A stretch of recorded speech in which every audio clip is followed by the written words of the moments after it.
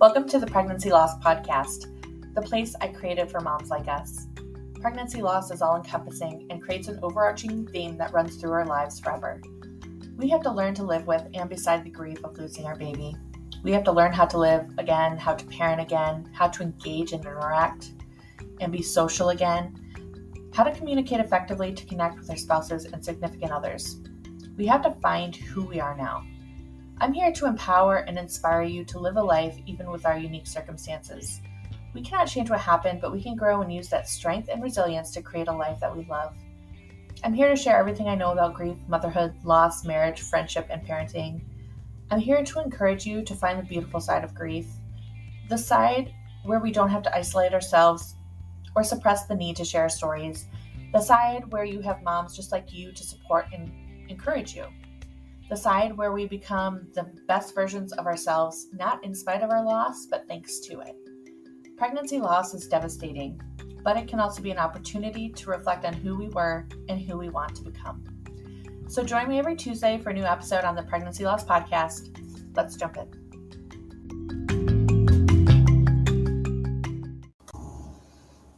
Hey friend, I hope you're having a beautiful week.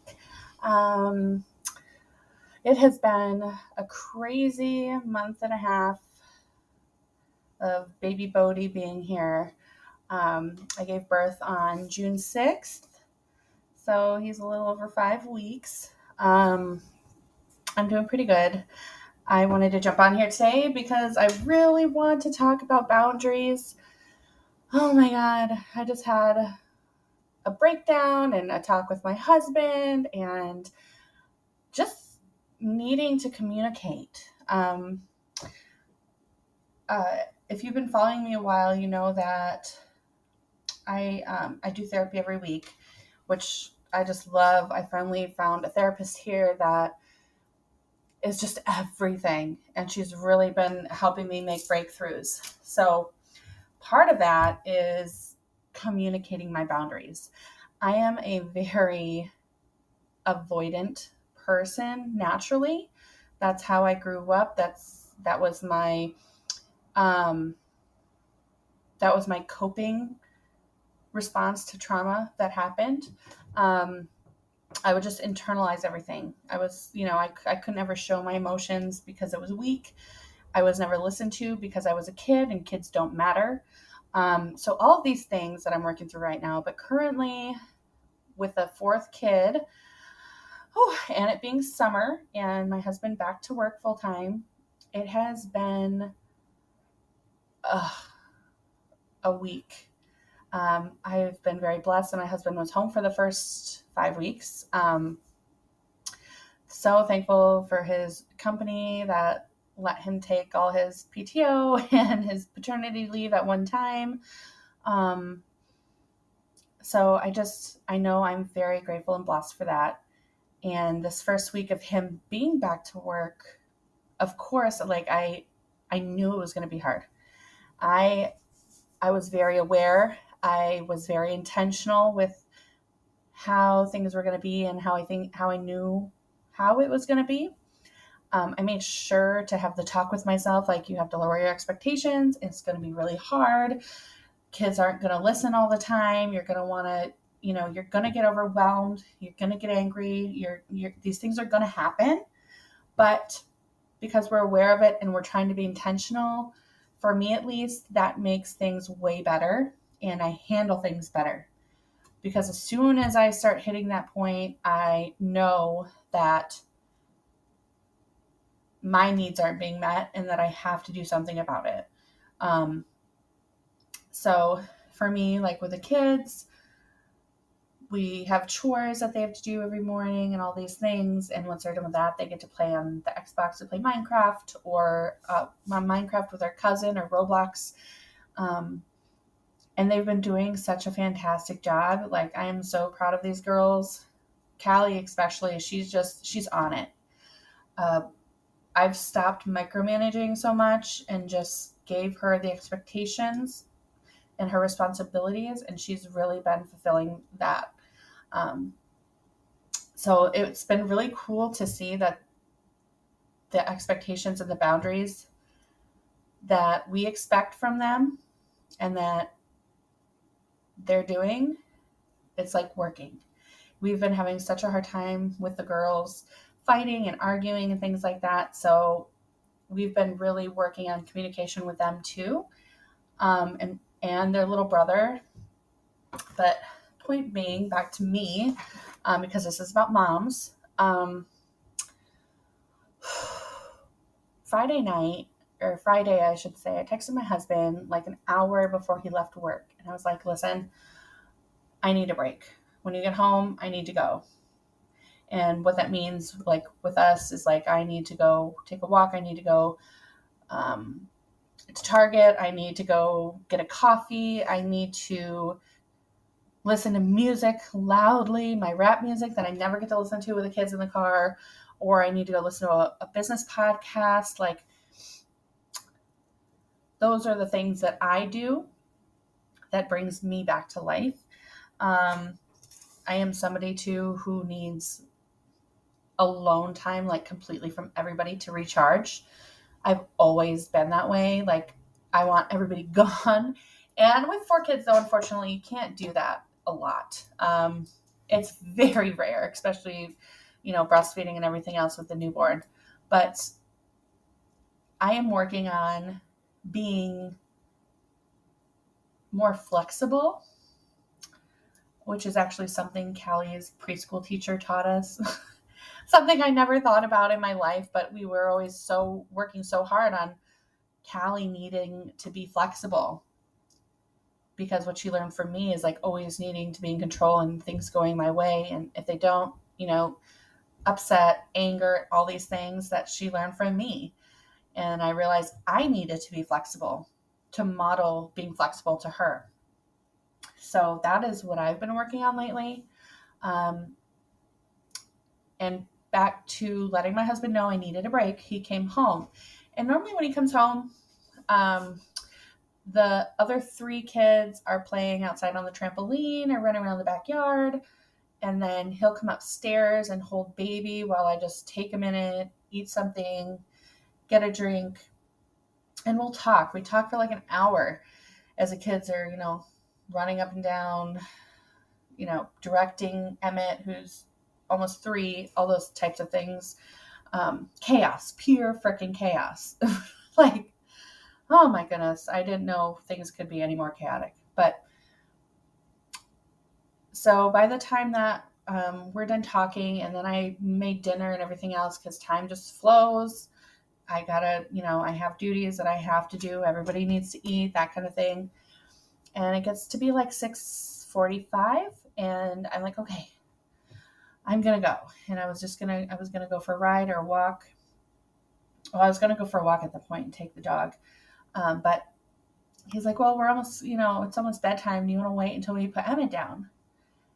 And I immediately, in my head, I'm like, no, and I told him, I'm like, I'm not okay with that, but I'll do it.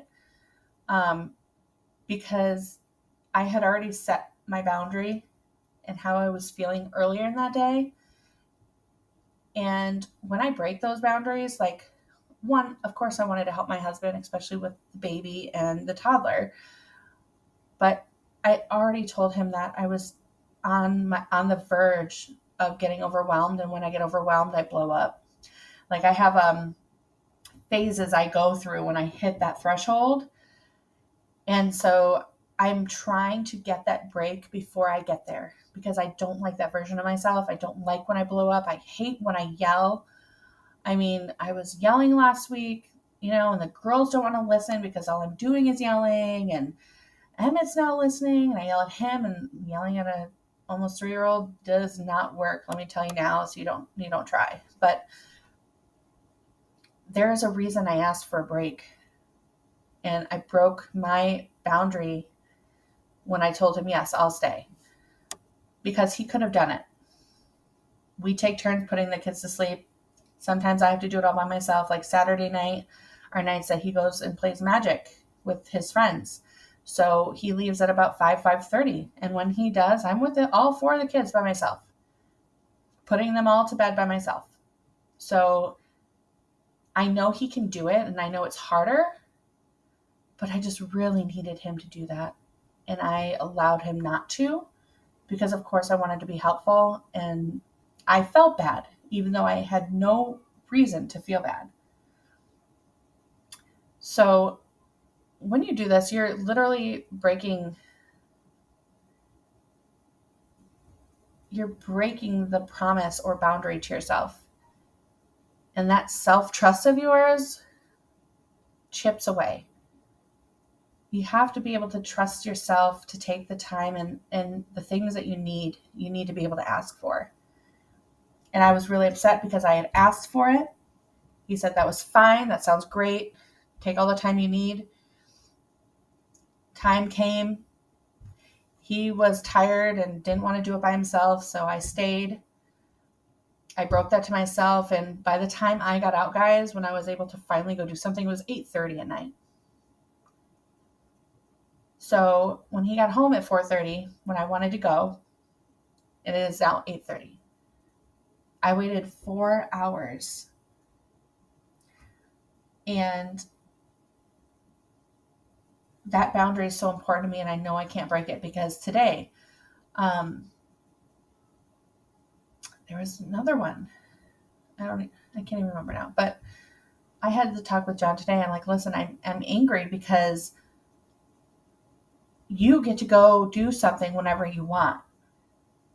And not that he does, but I'm saying he has the option and he's not attached to a baby, that stops him from going to do whatever he wants to do or needs to do for himself. I love that every couple of weeks he goes, plays with this card game with his friends and enjoys himself and resets and gets that time with people that he needs. But I need that too.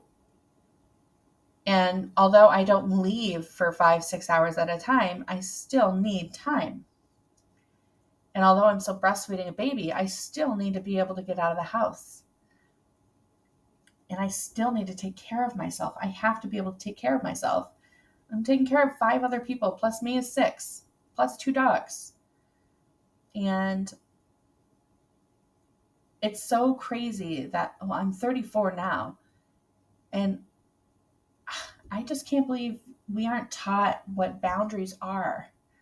Like from a younger age, even in my 20s, like what the hell was a boundary back then? But now that I'm realizing these things, like it has to be a priority, like a top priority for me. Because if I don't take care of myself, nobody else is. And then I'm a shitty mom, a shitty person, a shitty wife. Like, I don't want to be taking care of anybody else. And I'm angry about it and resentful because I'm feeling like shit. Because I haven't showered in 2 or 3 days. Or I haven't eaten a good meal because I can't get up from this baby to make something, that isn't DoorDash or just junk, easily accessible. And I just want you guys to remember that you are so important. And especially because Evelyn's birthday is in 4 days, it's especially important that I take care of myself during this time. Otherwise, I will break into a million pieces. If I don't get that time, it's not only just all the normal day-to-day overwhelm, it's the sadness from having to celebrate my daughter's 4th birthday who's not with us. Last night, the girls get to do movie night in their room. They get to use one of our laptops. We put a movie on for them, and it's like their bonding thing as sisters. That's how we see it. And Emmett was sleeping, the baby was sleeping, and Violet fell asleep. And Callie was downstairs, and she wasn't asleep. And so she comes to find me. I'm sitting here watching this video of a mom who lost her son at 17 weeks, and she made this video of it, and it was beautiful. And I'm crying, and I have Evelyn's picture right here, and I'm just crying and missing her and hurting. And she's like, "Mom, are you okay?" And I'm like, "No, I miss Evelyn." And then that led into us going through all of our family videos and realizing that we've had such a beautiful life. As moms, it's so easy to just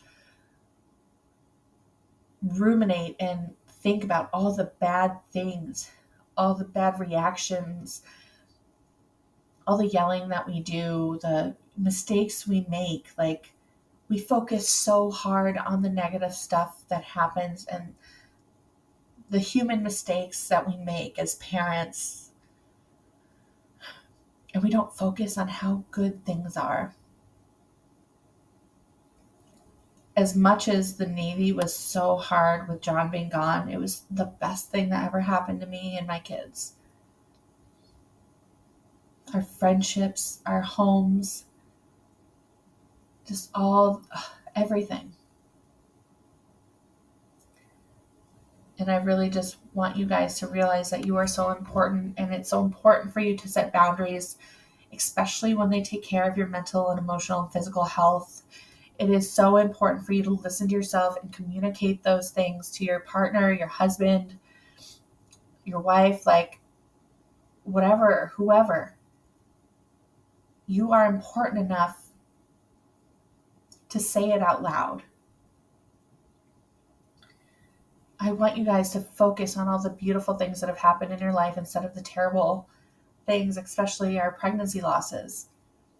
That I'm not saying remember your baby. Don't remember your baby. I'm just saying the act of the pregnancy loss is so traumatizing that we forget that we did carry this beautiful baby, right? We did take care of it for as long as it was inside of us. Like, there's still good that came with it, even if we don't feel like that. And I just want you guys to remember all those things. I kind of went into a tangent on different million things, boundaries and self-care and just remembering the good things. But those are all the things that I'm feeling today and that I really think is important that you hear. So I hope you guys have a beautiful week. I'm hoping that there's more sunshine here so we can go to the pool finally. But wish me luck on Evelyn's week.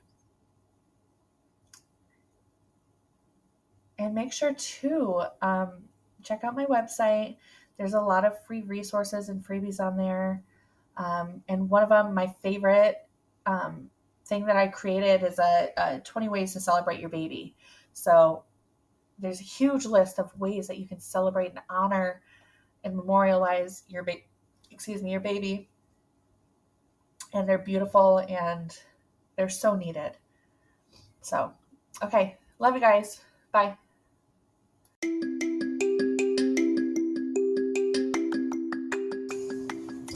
Thank you so much for listening to the Pregnancy Loss Podcast. I hope you enjoyed the episode. I also created a guide on 20 ways to celebrate your angel baby. It gives you 20 amazing ways to celebrate their birthdays or just simple ways to remember them on any given day. If you want to download it, head to valenweb.com/resources. Again, that's valenweb.com/resources. And just click the link that says 20 ways. In honor of Evelyn's birthday on the day that I recorded this, I just really wanted to share that with you. And you can also always connect with me on Instagram @valenweb. See you guys next time.